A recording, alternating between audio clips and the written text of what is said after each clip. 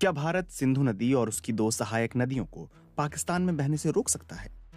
बीते मंगलवार को जम्मू कश्मीर के पहलगाम में हुए चरमपंथी हमले के बाद भारत ने 6 नदियों के जल बंटवारे से जुड़ी सिंधु जल संधि को निलंबित कर दिया। पाकिस्तान ने भी भारत के खिलाफ जवाबी कार्रवाई की है। पाकिस्तान ने कहा है कि पानी रोकने को एक्ट ऑफ वॉर यानी युद्ध की कार्रवाई के रूप में देखा जाएगा। 1960 में हुई सिंधु जल संधि 2 युद्धों के बाद भी कायम रही।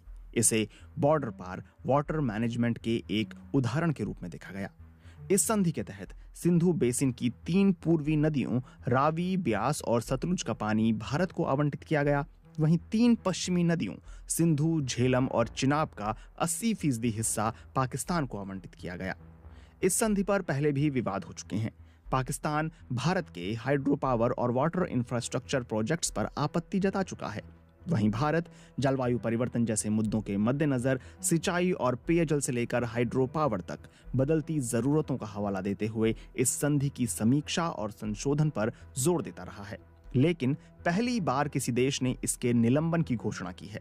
खासकर ये देश भारत है, जिसके पास भौगोलिक स्थिति का लाभ हासिल है।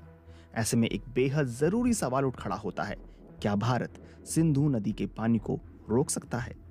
एक्सपर्ट्स का मानना है कि भारत के लिए पश्चिमी नदियों के पानी के प्रवाह को रोकना लगभग असंभव है, क्योंकि इसके लिए बड़े स्टोरेज और पानी का प्रवाह मोड़ने के लिए जितनी नहरों की जरूरत है, फिलहाल भारत के पास उसकी कमी है। South Asia network on dam, reverse और पीपल्स के regional water resource expert Himanshu Thakkar कहते हैं कि भारत में जो बुनियादी ढांचा है वो ज्यादातर नदी पर चलने वाले हाइड्रो पावर प्लांट्स का है, जिन्हें बड़ी स्टोरेज की जरूरत नहीं है। ऐसे हाइड्रो पावर प्लांट बड़ी मात्रा में पानी नहीं रोकते और बहते पानी के फोर्स का इस्तेमाल करके टरबाइनों को घुमाते हैं और बिजली पैदा करते हैं। भारतीय एक्सपर्ट्स कहते हैं कि बुनियादी ढांचे की कमी के कारण भारत संधि के तहत मिलने वाले झेलम, चिनाब और सिंधु नदी के 20% हिस्से का इस्तेमाल भी नहीं कर पा रहा है। इसी वजह से स्टोरेज के निर्माण की वकालत की जाती रही है, लेकिन पाकिस्तान संधि के प्रावधानों का हवाला देकर इसका विरोध करता रहा है।